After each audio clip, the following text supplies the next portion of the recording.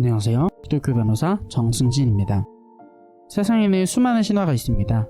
성경의 내용과 비슷해 보이는 신화도 있죠. 대표적으로 수메르 문명권의 신화 일부 내용이 성경 창세기, 노아의 홍수 스토리와 비슷한 부분이 있습니다. 모세가 창세기를 쓴 시기는 기원전 1400년대인데요. 지우스드라 홍수 스토리가 기원전 1800년대의 판본이라고 하니 시기적으로 훨씬 앞서 있습니다. 창세기가 주변국 고대 신화를 짬뽕에서 모아놓은 책이 아닌가 하는 의심이 들 수밖에 없는 상황인 것이죠.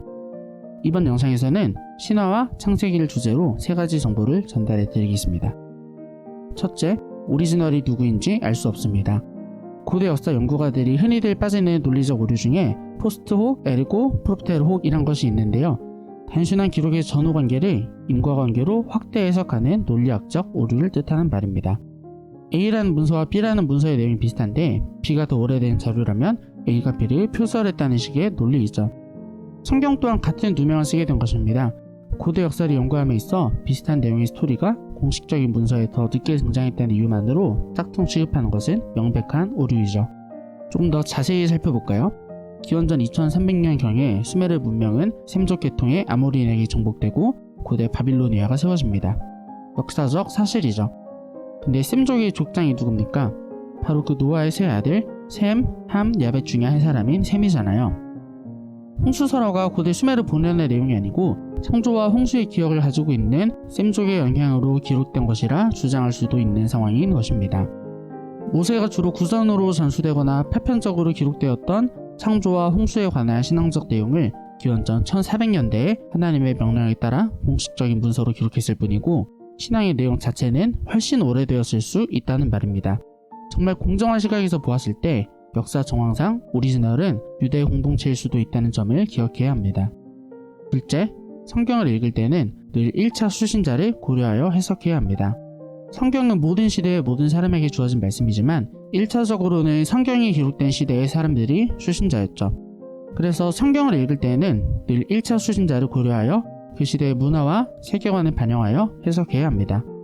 그 시대의 사람들의 안경을 쓰고 당시 사람들이 이 말씀을 어떻게 받아들였을지를 분석해보는 것이죠.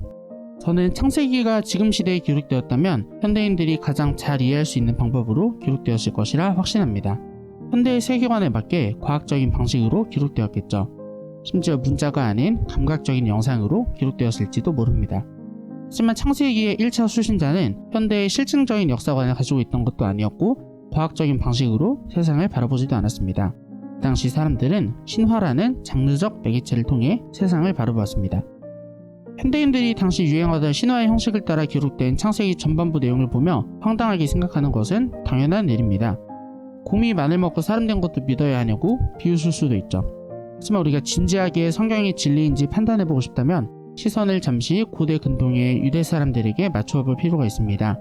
창세기 전반부의 내용이 당시 유행하던 신화적 장르의 특성을 가진 이유는 학자들의 이해를 돕기 위한 최선의 장치이지 그 모든 내용이 거짓말이란 뜻이 될 수는 없습니다. 셋째, 고대 근동의 신화들과 이스라엘의 하나님 사이에는 결정적인 차이점이 있습니다. 기독교를 비판하려는 일부 사람들은 99%가 똑같고 1%가 다른 것을 가지고 말꼬리 잡지 말라고 하더라고요. 하지만 그 반대로 1%가 똑같고 99%가 다르다고 할 수 있습니다. 애초에 전제와 목적 자체가 다르거든요. 오늘 살펴보고 있는 수메르 지역의 신화를 비롯한 모든 고대 근동의 신화는 다신론을 따르고 있습니다. 신들끼리 서로 싸우고 죽이며 인간들과 경쟁하고 인간이 바치는 제사로 먹고 사는 구조를 띠고 있습니다. 인간과 성적인 관계를 맺기도 하고요. 그러나 이스라엘의 하나님은 유니크합니다. 유일신이란 것이죠. 만약 고대 유대 사람들이 새로운 종교를 만들어 민족 통치에 활용하거나 종교 비즈니스를 기획했다면 사람들이 훨씬 더 받아들이기 쉬운 다신론의 형태로 표절을 했지 왜 유일신으로 만들었을까요? 또 신전을 짓고 신상을 만들며 온갖 제사를 강요하던 모든 타 종교와는 다르게 이스라엘의 하나님은 오히려 신전과 신상을 금지하셨고 종교적인 제사가 아니라 하나님을 사랑하는 마음을 계속해서 강조하셨습니다.